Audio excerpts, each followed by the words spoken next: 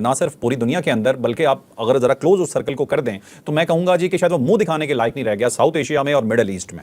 और ये हुआ कुछ उनकी अपनी हरकतों की वजह से, कुछ ऐसी हरकतें जो कि एक बंदे के पास अचानक पैसा आ जाए, जैसे हम नौ दौलतिया बोलते हैं, तो इस तरह की कुछ उनकी हरकतें थी। वो क्या क्या थी जिसने उसे पूरी दुनिया के अंदर अकेला कर दिया, और पाकिस्तान की पोजीशन उसके मुकाबले में पूरी दुनिया में बहुत मुस्तहकम होगी। हम फाइनेंशियली भी बेहतर परफॉर्म कर रहे हैं और हम इंटरनेशनली, या आप ये कह सकते हैं कि जैसे हम वजारत खारजा के तौर पर हम लेते हैं कि हमारी वजारत खारजा की तो जैसे ईद हो गई, हर तरफ पाकिस्तान पाकिस्तान का नाम था, हमने भी बहुत मेहनत की, लेकिन हमें शायद फायदा इससे भी ज्यादा हुआ कि इंडिया जो हमारे खिलाफ प्रोपेगेंडा कर रहा था, दुनिया ने उसे एक्सेप्ट करना बंद कर दिया। तो इंडिया के इस डाउनफॉल की असल वजह क्या है? वही मुल्क जो 1 महीना 2 महीने पहले तक पूरी दुनिया पे बदमाशी दिखाना शुरू हो गया था, दुनिया के अंदर जाके लोगों को मारना शुरू हो गया था, उसी मुल्क को आज दुनिया ने बहुत बुरे तरीके से पीछे धकेल दिया है। तो जानते हैं इन वजूहात को, और ये पूरा व्लॉग आज इसी के ऊपर होगा कि इंडिया की गलतियां क्या हैं और इंडिया का मुस्तकबिल अब क्या होगा।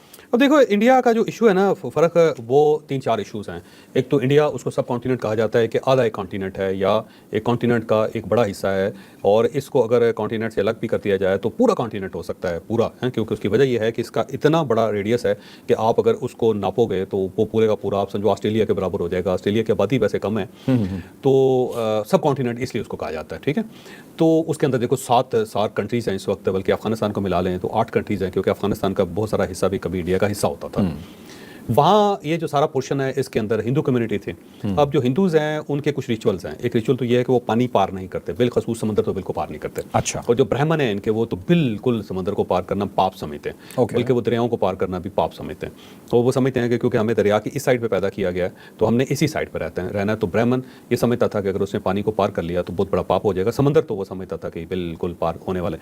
ब्राह्मणों के अंदर जो महात्मा गांधी थे, ये पहला आदमी था जिसने समंदर पार किया था। अच्छा। इसलिए उनको ब्राह्मण पसंद नहीं करते थे उनको। तो वो गांधी जो थे वो जनूबी अफ्रीका गए थे और वहीं पे वो प्रैक्टिस भी करते थे, और वहीं पे फिर उनको एक ट्रेन से गोरे ने धक्का दे दिया और प्लेटफॉर्म पे गिर गए, और वहाँ पे उन्होंने फैसला किया कि मैं इंडिया जाऊँगा और इंडिया जाकर मैं गोरों को निकालूंगा वहाँ से, क्योंकि उन्होंने ये जितनी बदमाशी कर रहे हैं साउथ अफ्रीका के अंदर भी वो इंडिया की बुनियाद पर कर रहे हैं। ओके। अच्छा, अब वहाँ पे हिंदू क्यों थे जनूबी अफ्रीका के अंदर, ये भी एक सवाल है। वो वजह ये था कि वहाँ जब जनूबी अफ्रीका के ऊपर कब्जा किया ब्रिटिशर ने, और साथ ही इंडिया के ऊपर भी उन्होंने कब्जा किया, तो फिर उससे देखा ये कि उसे जो जनूबी अफ्रीका वहाँ पे कारोबार करने के लिए, रेलवे ट्रैक बिछाने के लिए, वहाँ पे रोड नेटवर्क क्रिएट करने के लिए, वहाँ अपनी ब्यूरोक्रेसी में क्लर्क भर्ती करने के लिए उसको लोग चाहिए थे।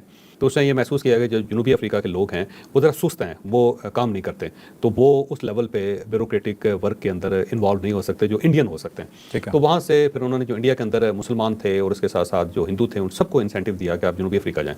हिंदुओं ने ज़्यादा तादाद में इस इंसेंटिव को तस्लीम कर लिया और वो साउथ अफ्रीका चले गए, और उसमें मुसलमान कम्युनिटी भी गई, मुसलमान आबादी भी गई। और ये लोग जो हैं ये तकरीबन आप समझो कि 200 साल पहले या 150 साल पहले ये जनूबी अफ्रीका चले गए थे, और उसमें गांधी साहब जो थे ये भी थे, और वहीं पे इनकी फिर एजुकेशन हुई। कुछ एजुकेशन इधर हासिल की, कुछ इंग्लैंड में हासिल की, कुछ उन्होंने साउथ अफ्रीका में हासिल की, और उसके बाद फिर ये वहाँ पे वकील बन गए। तो ये फर्स्ट क्लास के अंदर सफ़र कर रहे थे, और फर्स्ट क्लास वहाँ पे जो गोरे थे वो समझते थे कि हमारा आके कोई लोकल या ब्लैक वहाँ पे नहीं बैठ सकता।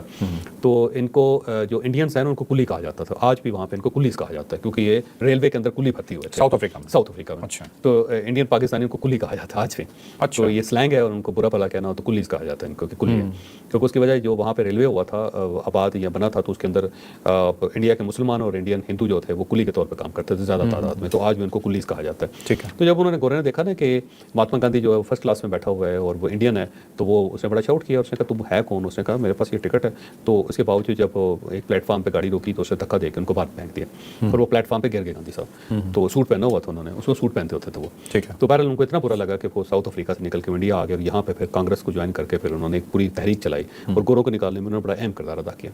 तो इंडिया जो है उसके अंदर बहुत सारे इश्यूज़ हैं। एक इशू तो ये है कि जो इंडियन है ये कभी इंडिया से बाहर निकले हैं, इन्हें दुनिया के बारे में पता ही नहीं था बहुत तवील अरसे तक, और ये अपनी हद तक कन्फाइन थे एक जजीरे के अंदर, इन्होंने उसको पार ही नहीं किया। इन्होंने देखा नहीं सेंट्रल एशिया के अंदर क्या हो रहा है, चाइना के अंदर क्या हो रहा है, जापान के अंदर क्या हो रहा है, इंग्लैंड के अंदर क्या हो रहा है, यूरोपियन कम्युनिटीज़ कहाँ कैसे काम करती हैं, ठीक है, और अमेरिका कहाँ पे है, इनको कुछ पता ही नहीं था। तो ये अपने आप को सब कुछ समझते थे और यहीं पर तो महदूद थे। दूसरा ये है कि बाहर से हर ज़माने में लोगों ने आके इनके ऊपर हुकूमत की थी। सेंट्रल एशिया से हर गर्मियों के मौसम के शुरू में जो ही बाहर होता था और उसके बाद वहाँ पे नौरोज़ के फंक्शंस हो जाते थे, तो सारे वहाँ से ड्रम बजा के घोड़ों पर सवार होकर इंडिया के ऊपर अटैक कर देते थे और यहाँ पे कब्जा कर लेते थे, और इनकी प्रॉपर्टीज़, इनके मंदिर, इनकी जायदादें और ख़वातीन और घोड़े और ये जानवर सब ले जाते थे। इवन इनके जानवर काट के उनका गोश्त लटका लेते थे अपने घोड़ों के साथ, और गोश्त सूखता जाता था और वहाँ पहुँच के वो खुश्क हो जाता था, और फिर उसको वो सेव कर लेते थे अगले 1-2 सालों के लिए। अच्छा। उसको इस्तेमाल किया करते थे। तो ये सूरत हाल थी। तो एक ये कभी बाहर नहीं निकले थे, इन्हें दुनिया का पता नहीं था। दूसरा ये है कि इनके ऊपर अटैक होते थे और इनके ऊपर कब्जा कर लिया जाता था, इनको लूट लिया जाता था। फिर सेंट्रल एशियन जो थे 1000 साल तो उन्होंने यहाँ पे हुकूमत की, महमूद गजनवी से लेके आप आ जाएँ मुगल सल्तनत तक, तो 1000 साल का वो पीरियड है जिसके अंदर मुकम्मल तौर पर मुसलमानों का, सेंट्रल एशियन मुसलमानों का कब्जा रहा इंडिया के ऊपर। बंगाल की साइड पे भी देख लें, वो भी सेंट्रल एशियन थे, पठान थे, कोई अफगानिस्तान के पठान थे, या फिर ये जो ट्राइबल एरिया पाकिस्तान का यहाँ के पठान थे, उन्होंने हुकूमतें की वहाँ पे। ठीक है, ठीक हो गया जी। तो इस सारी जो सूरत हाल को देखा जाए तो एक डीएनए बन गया हुआ है इंडियन हिंदुओं का। वो डीएनए ये है कि वो बाहर नहीं गए, ठीक है, उन्हें दुनिया का पता नहीं। दूसरा ये कि उन्होंने गुलामी के अंदर वक्त गुजारा। तीसरा ये है कि जिन लोगों ने इनके ऊपर हुकूमत की वो मुसलमान थे, लिहाजा मुसलमान रूलर्स के हाथों ये बहुत अरसा पामाल होते रहे, या बहुत अरसा उनके ज़ेर अतात इनको ज़िंदगी गुजारनी पड़ गई। तो इन सब चीज़ों ने मिल के इस डीएनए के अंदर कुछ नई चीज़ें डेवलप की हैं। एक तो ये है कि ये दुनिया को हैरत से देखते हैं आश में।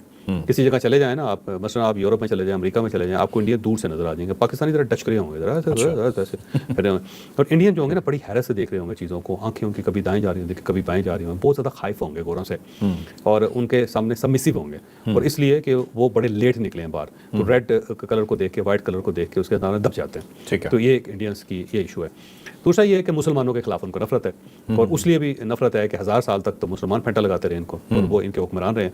तो वो सिर्फ पाकिस्तानी मुसलमानों के खिलाफ नहीं, पूरी दुनिया के मुसलमानों से डरते भी हैं, खाइफ भी हैं, और उनसे बचने की कोशिश भी करते हैं, उनको शिकस्त भी देना चाहते हैं, क्योंकि डीएनए बन गया हो। तीसरा ये है कि ये जो इंडियन पाकिस्तान बना, यानी ये जो मुस्लिम आबादी वाला ये जो इलाका है पाकिस्तान, ये जो था ये आर्मी में बहुत ज़्यादा अमल दखल था इनका। और जब गोरा यहाँ पे सब कॉन्टिनेंट में आया था तो उसने मार्शल रेसेस जो थी उन सबको फौज का हिस्सा बनाया था, और मार्शल रेसेस जो थे ज़्यादातर इस पाकिस्तान के हिस्से में थे। ठीक है। अब वो जो मार्शल रेसेस थी उसका जब फौज बनाया गया, फौज में शामिल किया गया, उस फौज का मकसद किसी और मुल्क को फतह करना नहीं था, वो इंडियंस को फतह करना था। तो इंडिया के अंदर जब भी कोई वायलेंस हुआ है, कांग्रेस ने किया है, या कुछ भी तहरीक चली है, तो उसको फौज ने फेंटा लगाया, पुलिस ने भी लगाया, फौज ने भी लगाया, और उस पुलिस के अंदर और फौज के अंदर ज़्यादातर जो तादाद थी वो इस इलाके के लोगों की थी। तो उस वजह से भी वो खौफजदा भी हैं और नफरत भी उनके दिल के अंदर है। फिर वो जो गांधी साहब थे या कांग्रेस थी, वो चाहती थी कि पूरा इंडिया जो है ना अकेला आज़ाद हो, और उसके बाद फिर हम यहाँ पे हुकूमत करें, और वो स्कीम आखिर में ख़त्म हो गई और पाकिस्तान बन गया, जिसको उन्होंने ज़हनी तौर पर कबूल नहीं किया। तो उनका ख्याल ये है कि ये सारा अखंड भारत है, अखंड भारत है, अखंड भारत, और इस अखंड भारत को ये है कि हमने दोबारा जोड़ना है। ये भारत माता है जिसके टुकड़े कर दिए गए हैं, तो माँ के टुकड़े अच्छे नहीं लगते, तो इस टुकड़े को दोबारा जोड़ना चाहते हैं, ये उनका है। अब इस सारे सिनेरियो के अंदर अगर आप आओ तो सन 2000 में फिर इंडिया के अंदर तब्दीली आनी शुरू हुई। उससे पहले भी इंडिया ने अपनी पॉलिसी बड़ी अच्छी रखी थी। नेहरू साहब ने यहाँ पे 10 टेक्निकल कॉलेजेस बनाए थे, और ये जो अभी आपको जो टेक चीफ नज़र आते हैं ना सारे के सारे इस वक्त अमेरिका के अंदर, वो सारे उन 10 टेक्निकल कॉलेजेस के पढ़े हुए हैं। अच्छा। और उन्होंने बड़ा मेजर रोल अदा किया यहाँ पे इंजीनियरिंग के अंदर और आईटी के अंदर और बाकी। तो 10 कॉलेजेस जो बने थे उन्होंने पूरी एक पोत डेवलप करते। हमारा इतना फोकस नहीं था इन चीज़ों पर, अगर था भी तो यूब खान के दौर तक रहा, उसके बाद तो हमारा बेड़ा गर्क हो गया। तो वो उसने किया।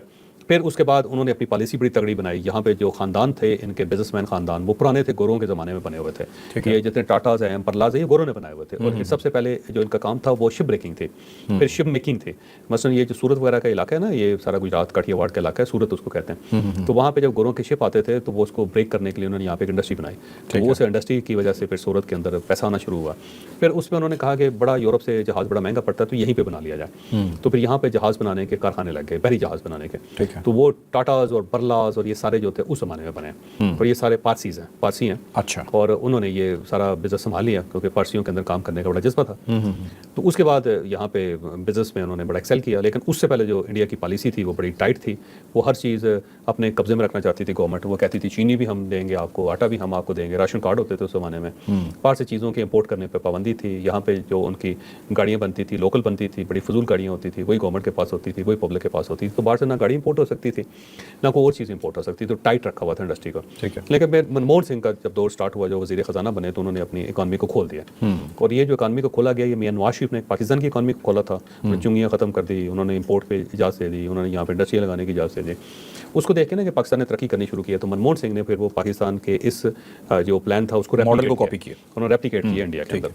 उससे फिर इकॉनमी जो थी उनकी बूस्ट होना शुरू हुई। तो 1992 से ये स्टार्ट हुआ, 2000 में जाके इंडिया ने बाकायदा उसका फल खाना शुरू किया। और उसके बाद पिछले 25 साल में इंडिया ने बहुत तरक्की की, इसमें क्वेश्चन है। 334 बिलियनर है वहाँ पे इस वक्त।